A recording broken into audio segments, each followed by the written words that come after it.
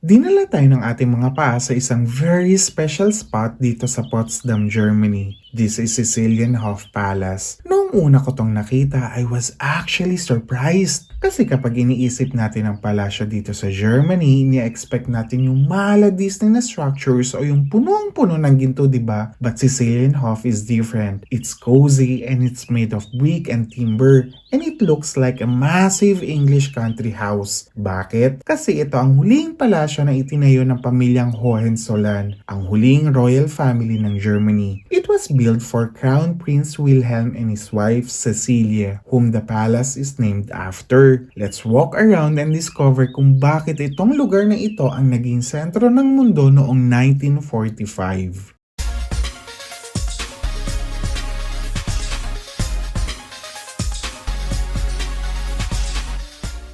Sicilian Hof was built between 1914 and 1917. So habang ginagawa ito, kasagsagan ng World War I. Pansinin nyo yung architecture called Tudor Revival style. Gustong gusto kasi ng royal family yung look ng English manors. If you look up sa mga bubong, makikita ninyo ang napakaraming chimneys. There are actually 55 unique chimneys on this palace. And what's crazy is that almost none of them are exactly the same. Fine arts talaga ang pagkakagawa. Kahit na mukha siyang luma during its time, Sicilian Hof was very modern. It had central heating, modern plumbing, and even a smoking room designed to look like a cabin on the luxury steamship. Imagine living here as a royal.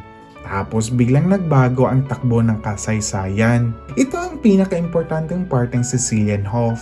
This isn't just a beautiful house, this is where the world was divided. Noong 1945, right after the defeat of Nazi Germany, dito ginanap ang Potsdam Conference. Dito nagmeeting ang tinatawag na Big Three, sina Harry S. Truman mula sa USA, Winston Churchill later replaced by Clement Attlee for the UK and Joseph Stalin ng USSR. Dito nila pinagdesisyonan kung paano i-handle ang Germany after the war and how to rebuild Europe.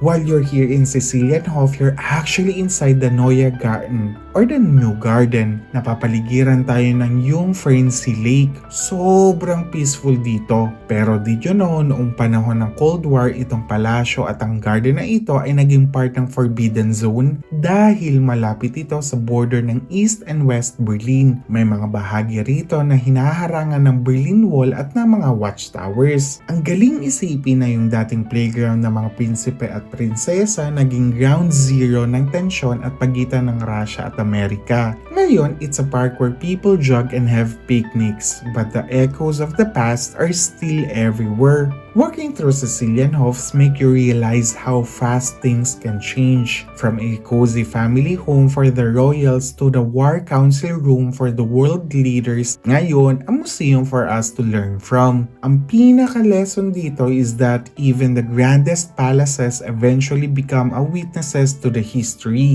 Hindi lang ito tungkol sa magandang bricks o yung 55 chimneys, it's about the peace treaties and the difficult conversations that happened inside. If you're ever in Potsdam, wag nyo lang basta tingnan yung Sanssouci. Come here to the Sicilian Hof, feel the history, and take a moment to appreciate the peace we have now. Salamat sa pagsama sa akin sa walk na to. Simple lang ang trip na to, but definitely worth the visit. Well, that's it for today's vlog. Don't forget to like, subscribe, and click the notification bell for you to be notified every uploads I'll do. Gracias!